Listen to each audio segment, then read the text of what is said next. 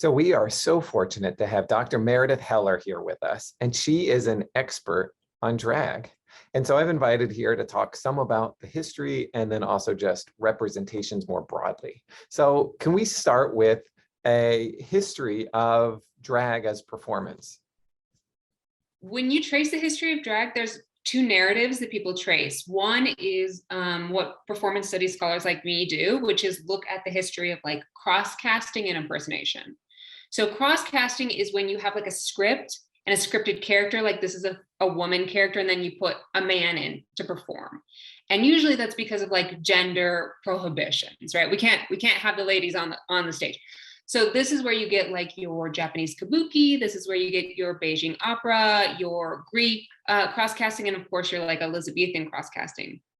Impersonation is slightly different because there's no plot line or scripted character. The main purpose is the gender expression, but it's still formalized in theatrical forums. So like you're going to find stage impersonation in historical burlesque and minstrelsy, variety, music hall, vaudeville. And impersonation is done primarily for like cash money. It's like a job, right? So a lot of people look at those histories. Another group of people are going to trace drag history through queer cultural space and expression. And this is a lot harder because we don't have records. Like if we go to the theater, we have like scripts, we have reviews, we have playbills. That other stuff is like, we're not keeping records because like we don't want people to know this is like dangerous, right? But even if we don't have records, we do know that people did like some gender bending stuff in some like semi-private spaces. So this is where you're going to find stuff in like nightclubs, like queer bars, house parties. And some of these people who are doing queer gender stuff in these private spaces were also working as like the impersonators or the actors in cross-casting. So there's like overlap. The difference is one is being done for like a public profession and money, and the other is being done because you're queer and you want to do something queer in like a queer space, right? So people do it because like they're queer and they want to show people that they're like queer, and they do it by presenting as butch, or they can't be queer in their everyday lives, so they can do it in these spaces. So some of the histories of this you can see in like performances of Gladys Bentley. She did a lot of like Harlem Renaissance stuff. You can look at Stormy DeLavier, who was part of the Jewel Box Review. Esther Newton wrote this really famous book in the 1960s called Mother Camp. And so all her subjects that she calls, they have like these names that we don't use anymore, like fairies. Like, so those people are part of this kind of culture. So when we think about contemporary drag, like the drag on We're Here or the drag on RuPaul's Drag Race, it most often aligns with that second history, which is that queer cultural expression, but actually drag is a formalized theatrical performance like that first one. Can you talk a little bit about the influence of RuPaul in terms of really bringing drag to the masses? How has she influenced our conceptions of drag, or how prevalent it is in the media? So what RuPaul is super good at is media. She's so savvy about things like music videos, cable TV, hashtags. And so because she was so savvy at media, and because she was kind of like becoming very prominent in like the 90s and early 2000s, she just aligned. And so she really was able to take this forum that took a form of like in-person performance, and to beam it remotely to a ton of people who could never go to a drag show. So like I teach in Flagstaff, Arizona. We are this tiny little town in northern Arizona. A lot of my students can never go to drag shows, but they can watch RuPaul's Drag Race, right? So there were tons of major drag performers and players, especially in like urban areas like New York, LA, San Francisco. I mean, I was at the dentist a couple years ago, and my dental hygienist was like, oh, Finocchio's, which is like apparently this like famous drag club in San Francisco. So it's like, if you were in the know and if you had access, you knew. But RuPaul was the person who was able to mobilize that media in a way to really make it achievable. And that's why we see RuPaul as the head of drag, because she was the one to really do that. And now like We're Here is doing a good job, but also I think Trixie Mattel is like a really great example of somebody who is using like YouTube, a makeup line, and other types of like digital outlets in order to beam out drag to publics who just can't access it other ways. And it's interesting because the pandemic, if anything, has created more of these opportunities because we are all shut in the house. The clubs are shut down. And so a lot of the drag queens have moved online to social media to really push their messages out there. And it's an interesting phenomenon because, you know, I, for instance, have paid for one of the stars of the show, Bob the Drag Queen. I attended one of Bob's performances online. And so the pandemic is really just giving even more opportunities for drag queens to reach people in places that they wouldn't otherwise have reached. Like queer cultural space, queer digital cultural space has always been really important. Like I think about Tumblr spaces or like YouTube tutorials that teach you like how to like talk to medical practitioners to get like what you need or whatever. But that has been separate from this interactive performance space. And what we saw in the pandemic was people mobilizing those queer spaces that people were doing before in like chat forums or informational forums and making them interactional. So you could watch a drag show, it might be live, but also you could tip.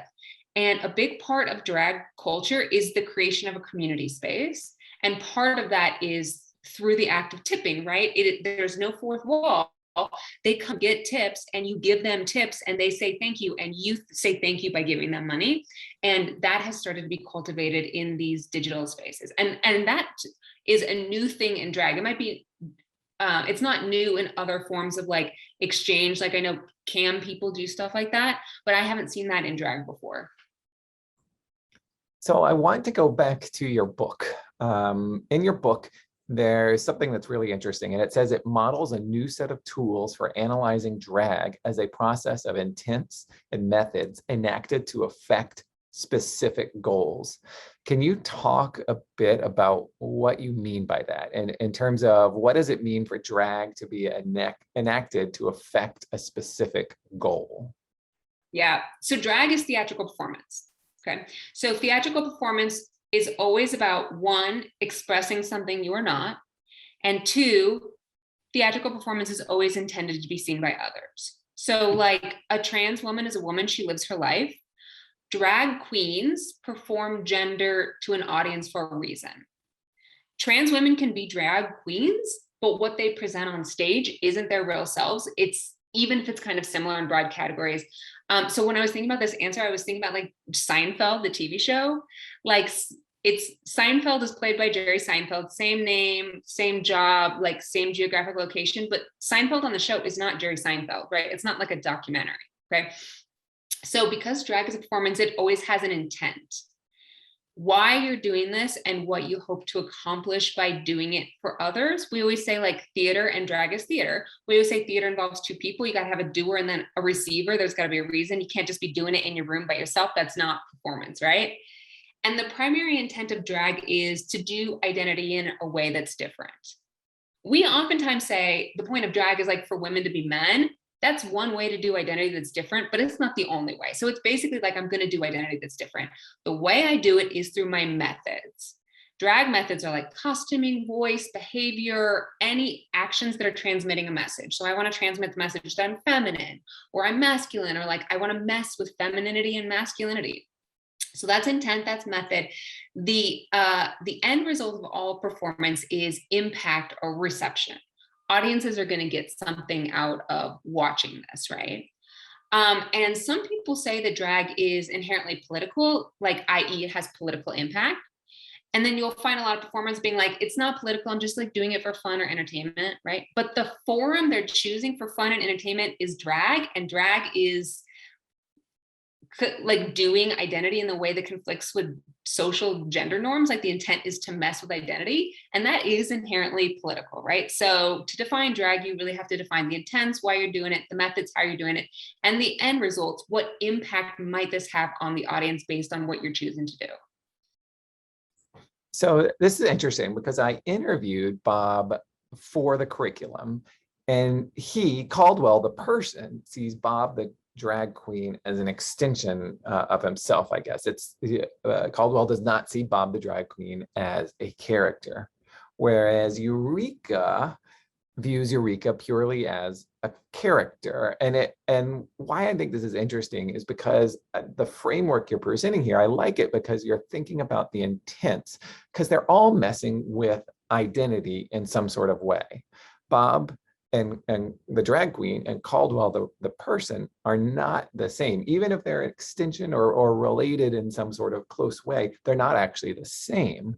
So I like this framework of thinking about the intents when you're looking at performance.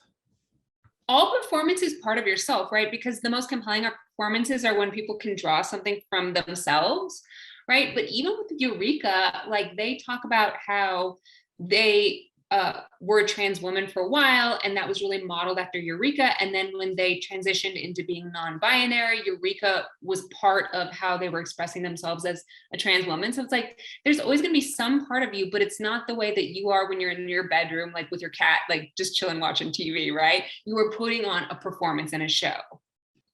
Another thing I wanted to ask or talk to you about is one of your articles looks at the term realness, which I am a huge fan of pose. You hear that term a lot on the show in relation to different categories that they're walking. Can you talk a little bit about that term historically and then how it's evolved over time? I want to give a little precursor on ballroom. People might have watched Pose, maybe they know Paris is Burning, maybe they watched Legendary on HBO, but ballroom is historically a place Black and brown folk who are generally lower socioeconomic status and generally in urban areas develop. One driving force, not the only one, but one driving force for the development of ballroom and the larger ballroom scene was that Black and brown folk were being like really terribly discriminated against in other drag spaces. And so if you want to see a great example of that, you should watch the 1960s documentary, The Queen. At the very end, Crystal LaBeija is like, screw this, this is completely bullshit. I'm going to like create the House of LaBeija, right? Realness, the term realness might have been used in other contexts, but it was really codified in ballroom and specifically as a performance type. And the performance type in ballroom is, it is a performance of a cis het look. So you are looking cisgender and heterosexual. There is an assumption in ballrooms that you're queer. Maybe you're not queer, you don't have to be queer to be in that space, but like it's a queer space and queer people do ballroom. So there's an assumption that like you're queer. So if you can look non-queer, it's not because you're not queer, it's because you are very talented at performing something which you are not, which is the definition of performance. It's the definition of drag, right? You perform something you're not. And the more cis het you can look, the more talented you are, you can snatch a trophy, right? Very, very brilliant scholar Marlon Bailey talks about ballroom. He's beloved to me. He wrote like a book, Butch Queens Up in Pumps. He was in ballroom. And he basically says, you cultivate the skill in ballroom, and then it's double useful because you can take it outside and you get in like a sketchy area. You don't want to be hate crime. You can turn it on, right? You can look cis het. You're not cis het, but you know how to look like it. So it is a form of agency for you. So when we hear the term realness in pop culture, when we hear the term realness on Drag Race, it has none of those connotations, right? So I actually don't think the term has evolved. I think it's more accurate to say it's been like appropriated by white queer culture and then commodified on Drag Race. Like the definition of commodification is you take something from an oppressed group, strip it of its meaning, and then sell it, right? So on Drag Race, there's all of this like queer talk, like, yes, queen, like do dead dog realness, do skunk realness, right? And that is fun. That's entertaining. That's spectacle, right? But it really has no relationship to realness as this like very significant community ritual within ballroom. And I'm using this framework that like dearly departed Bell Hooks used to talk about Paris is Burning, where she says there's a difference between spectacle and ritual, right? And it's interesting because I feel like, and you certainly know this better than I do, but there's almost like a confusion now between ballroom and drag. And if you look at shows like Legendary on HBO Max also, it seems as if there's been this merging of the two, especially if you're somebody who's just now coming across it. There probably is not any sort of knowledge or understanding that the history of them, they're quite different. And that is good and bad, because representation is good, but commodification is bad. And we already know that like Vogue has been commodified from ballroom culture. Twerking has been commodified from bounce culture, which is like a queer Black form of performance, right? We have a history of doing this. And that's what's interesting for me about the show Pose. It was really an entry point into learning about ballroom culture. And once I saw the show, I started I watched Paris's Perning and other programs about this ballroom culture. And that discrimination shows up in Pose. There's an episode, I can't remember who exactly is involved, but they go to like a New York City gay bar and they're kicked out because they don't fit in. And so let me circle back though to my last question, kind of tying it back to the original of the context of drag in general. Thinking about the show We're Here, thinking about also RuPaul's Drag Race, which really led to We're Here. How well do you think it's capturing the essence or the diversity of drag, given that sort of context and history that you've already talked about? So before I was talking about like drag has been around for a long time, but you kind of had to know, like you had to be in the know to know. And then RuPaul was like very savvy with media. And as a result, Drag Race has created this reach to people who like not only maybe didn't know about drag show, but like they wouldn't go to a drag show. Like they don't want to go to those spaces. And that is like great. Drag Race has had a huge impact on culture. But Drag Race is one representation of drag, and it's a more conservative representation of drag, right? So what I really like about We're Here is that it shows the breadth and scope of drag. And I think at this moment where I would say everybody knows what Drag Race is, everybody knows what a drag queen is, or they have an image of RuPaul as a drag queen, like that is a cultural touchstone that everybody possesses. So at this moment, I think it's really important to start counteracting this mass perception that Drag Race is what drag is. We're Here does that. I also think the show Dragula does that very well. So there are these other counter narratives, but let me tell you what I think We're Here does well in terms of like offering that breadth and scope of what drag can be. First of all, it shows the emotional investment that goes into drag. People do drag a lot of times because they want to have a transformational experience. They want to have an emotional experience. They want to have a shot at expressing something that they don't have in their lives, right? So that is a big component of every episode. We're Here shows the politics of drag decisions, including some of the politics of decisions around race or racism, sexism, homophobia, ability, other forms of discrimination or marginalization. So people really have to come into these very specific decisions about how they want to perform and what kind of impact that performance might have. I think that the show does a really good job at showing the variety of people that do drag. Drag Race is like 98% cis men who are presumed to be gay. On We're Here, we get cis women performing, we get trans folk performing, non-binary folk, disabled folk, bi and pan folk. It just shows like that a lot of people perform drag, which is the truth. You just don't see that on Drag Race. We're Here shows the variety of drag looks that don't have to be in binary opposition to the performer. So some of these looks that they present are genderqueer looks, or they're cosplay looks, which is really popular at drag places. Sometimes you can do a drag look that aligns with the gender that you live, and sometimes you don't, right? So you see that breadth and scope. And then the last thing that I do, and I talked about this a little bit before, I think the show is really good at showing this community aspect of drag, right? They show everybody that it takes to put on the show. You see the wig person, you see the makeup person, you see the costuming person. It shows all these people who come to support their community. It shows all these people who are just coming to have this emotional experience. Drag is not always this, but drag is intended to be an inclusive and uplifting community event, right? It was about like, people are queer, let's express queerness. And the show shows that aspect. So RuPaul's Drag Race has like crumbs of this, but We're Here really shows this to be a normal aspect of drag. And I really like that.